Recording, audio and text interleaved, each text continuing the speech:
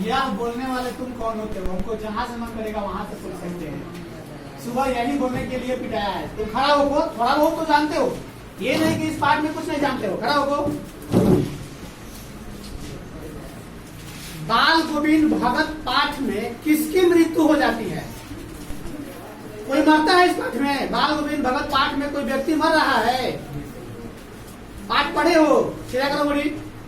इस पाठ को पढ़े हो? नहीं पढ़े हो?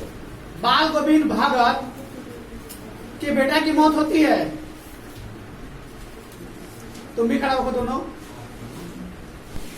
पाठ में बाल गोविंद भगत क्या है? बाल गोविंद भगत क्या है इस पाठ में?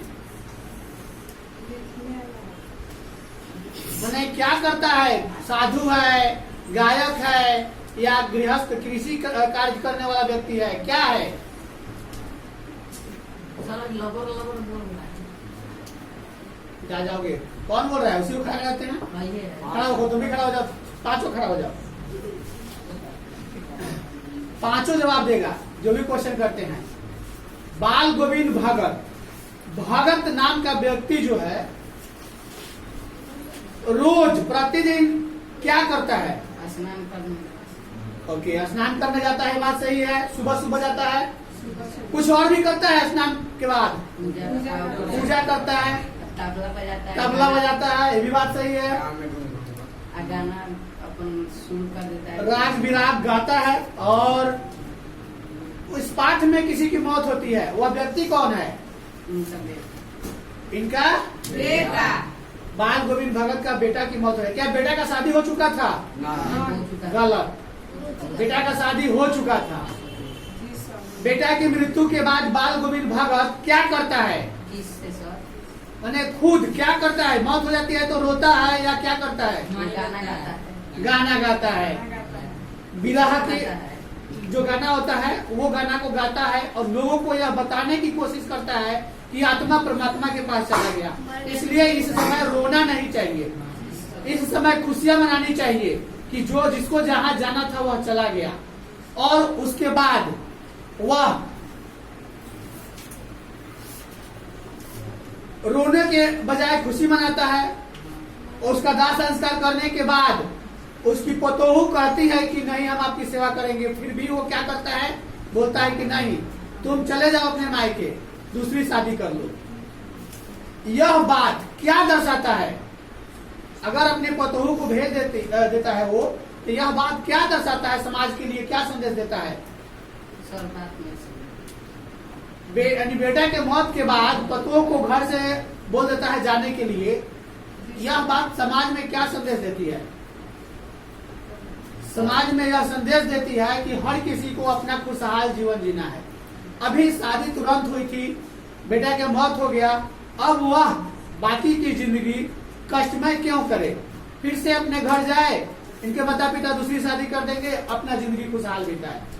यह संदेश देती है कि किसी को कष्ट में, किसी को बंधन में नहीं रखना चाहिए। तुम बोलो जी, तुम पाछो बैठो, तुम तीनों खड़ा हो जाओ।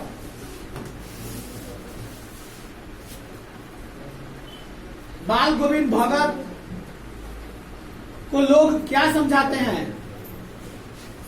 कुछ समझाते हैं क्या लोग? मरने के बाद, बेटा के मरने के बाद गांव के लोग आते होंगे ना। इस पाठ में यह भी हुआ है, बाल गोविंद भगत भी मरा है। कब मरा है? कैसे मरा है? पता है? कुछ भी पता है कैसे मरा है? हाँ सर पता है। इन लोगों से पूछने दो, तुम लोगों से पूछ लीजिए। और तुम लोगों में किसी को पता है बाल गोविंद भगत कैसे मरता है? यह कभी नाखुश नहीं होता है। बाल गोविंद भगत इस पाठ में अपना खेती बाड़ी का सारा काम करते हुए, साधु प्रवृत्ति में रहते हुए सब कुछ कार्य कर रहा है और सुबह शाम स्नान भी करता है, गाना भी गाता है और बजाता भी है। यानी कबीरपंथी जीवन जीता है गृहस्थ रूप में रहते हुए।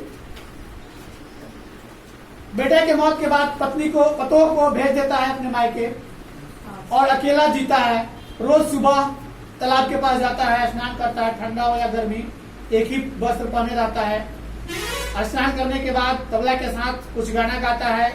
गाना से लोग समझ जाते हैं कि अब सुबह हो चुका है, उठा जाए। मतलब लोगों को यह संदेश मिलता है कि इनके गाने से पता चलता है कि अब सुबह हो चुका है। अंत में इनकी मौत जब होती है तो सब लोग इतना अचंभित हो जाता है, किसी को सेवा करने या कभी अपना शरीर जो है गिरने नहीं देते हैं और शरीर थकता नहीं है, खाते पीते खेलते हंसते गाते मर जाते हैं। सर आप ही बता दे रहे हैं, समझाना है हमको।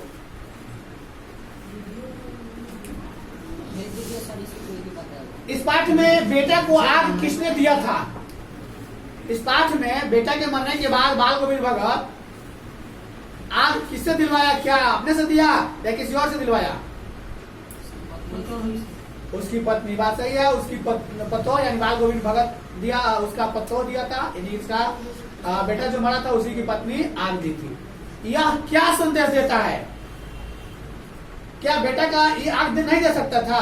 दे सकता था, लेकिन दिलाने का मेन मकसद क्या था? कुछ तो कारण होगा। कारण यह था कि हर किसी को अपने प्यारे व्यक्तियों से आग दिलवाने का इच्छा, मतलब कि इच्छा यह भेदभाव खत्म हो जाए कि स्त्री आग नहीं दे सकती है। समाज में प्रथा चलता है ना कि स्त्री आग नहीं दे सकती है, नहीं देती है, जलाने शमशान तक नहीं जाती है। लेकिन वह जब आग दिलाया तो यह संदेश दिया लोगों को कि आप भी स्त्रियों से आग दिलवा सकते हैं। अभी कुछ दिन पहले की बात है, एक आर्मी मैन मराया था, शहीद हुआ था, तो उसकी बेटी आग दी थी। तो यह संदेश समाज को पहुंचना चाहिए कि घर के कोई भी सदस्य आग दे सकता है, अपना प्रिय जो ज्यादा हो उससे दिलवाया जा सकता है। बाल गोविंद भगत क्या बजाते थे? और कुछ था उसमें, खंजरी, डीमक। बैठो, तुम लोग बोलो तो जी, खराब बोलो तुम लोग।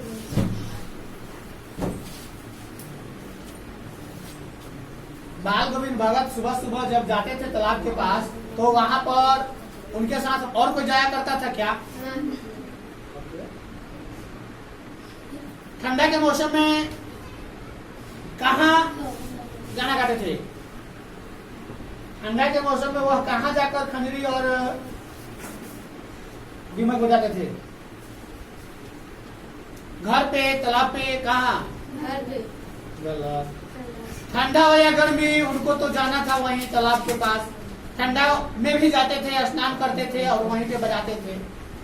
ठंडा में भी उनको, मतलब यहाँ लिख रहा है, माघ पुष में दांत किटाने वाले भोर में संगीत पोखर में ही गाया करते थे।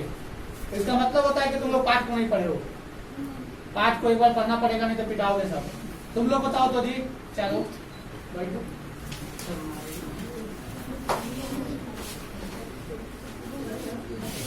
बाल गोविंद भगत किस प्रकार का गाना गाते थे? हंसी वाला, गम वाला या साधु वाला? साधु वाला।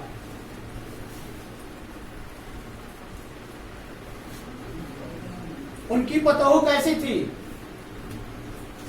बोलो, जो जानते हो वही बोलो, जो जानते हो बोलो। इसमें लिखा गया है कि उनकी पतोहू बहुत सुशील स्वभाव की, सुंदर थी और वह सबों का ख्याल रखा करती थी। इनके बेटा का भी, बीमार बेटा का भी, इनका भी समय से खाना बनाना, खिलाना, और इन लोगों से पहले उठ जाया करती थी। बेटा के मरने के बाद बेटा को कहाँ सुलाया गया? पाठ में थोड़ा सा भी पढ़ा होगा सब। कहाँ सुलाया गया? चौकी पर, खाट पर, धरती पर। धरती पर सुलाया गया। क्या बिछाकर? चटाई। थोड़ा सा पड़ी है, चटाई बिछाकर सुला दिया गया। क्या बाल गोविंद भगत हमेशा फूल का पेड़ लगाया करते थे? गलत। इसमें तो है कि वो हमेशा कुछ ना कुछ फूल के पेड़ लगाया करते थे। फूल तोड़ कर लाते हैं, चटाई के आसपास बिछा देते हैं, और तुलसी दल भी लाके सिरहाने रख दिया जाता है, आग चिराग जला दिया जाता है, और वहीं आसमां जमाए गीत गाए चले जा रहे हैं पुरानी स्वर में। सब लोग वहां आकर रो रहा है, यह गाए जा रहे हैं। और पतोहों को बार बार कह रहे हैं कि यहाँ रोने के बजाय खुशियां मनाओ। अब घर पे लाश पड़ा हुआ हो तो कोई खुशियां मनाएगा क्या? हमारी परंपरा के अनुसार कोई खुशियां नहीं मनाएगा, लेकिन नियमतः आत्मा के जाने के बाद गम भी नहीं मनाना चाहिए, क्योंकि हर कोई जानता है कि हर किसी को एक न एक दिन जाना है। तो फिर गम किस बात की? चाहे कोई किसी और बहाने चला गया, कोई एक्सीडेंट के बहाने चला गया, कोई प्राकृतिक मौत के बहाने चला गया, कोई मतलब और कुछ बहाने चला गया, लेकिन खुशियां मनाना उचित होता है, क्योंकि वह चला गया। हम लोग इस नर्क लोक में हैं। हम लोग यहाँ जब तक रहेंगे अपनी लोभ, अपनी लालच के लिए काम करेंगे। मान के चलो तुम सब पढ़ने क्यों आते हो? तुम लोगों के अंदर क्या लालच है पढ़ने आने की?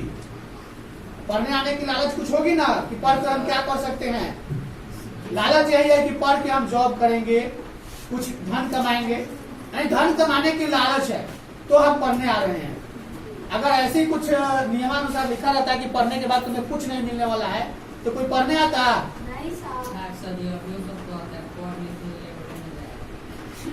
फिर भी एक आशा है ना कि पढ़ने के बाद हमें कुछ मिलने वाला है, अच्छा से अपना कमा सकते हैं, परिवार लगाएगा, कौन जाएगा? चलो बैठो।